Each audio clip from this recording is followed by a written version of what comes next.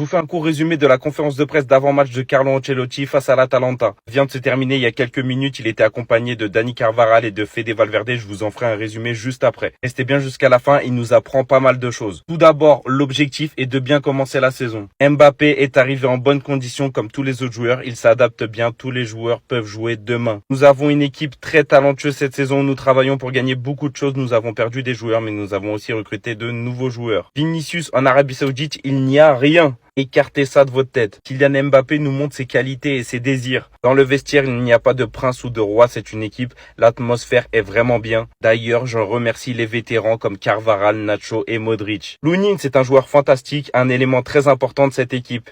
Carlo Ancelotti a l'air de compter sur lui. Mbappé est-il un tireur de penalty? Oui, il en fait partie. Tout comme Vinicius, Bellingham, Valverde, il y a pas mal de bons choix. Regardez celle-ci, elle est pas mal. Carlo Ancelotti nous a fait un peu d'humour. Avoir autant de bons joueurs a gâché mes vacances. Je me demandais toujours qui allait pouvoir jouer. Les joueurs qui ont moins joué la saison dernière ont été très importants dans nos matchs. Ça sera la même chose cette saison avec des joueurs qui sortent du banc et qui seront importants. Il a fini sur cette question. L'avis Anthony Kroos, c'est comment? C'était un joueur fantastique et nous devons respecter sa décision. Nous pouvons le remplacer par des joueurs avec des qualités différentes comme Valverde, Tchouaméni, Camavinga. Nous devons nous adapter aux joueurs que nous avons. C'est tout pour cette conférence de presse de Carlo Ancelotti à la veille de la finale face à l'Atalanta. N'hésite pas à t'abonner pour ne pas louper la conférence de presse de Fede Valverde et Dani Carvajal.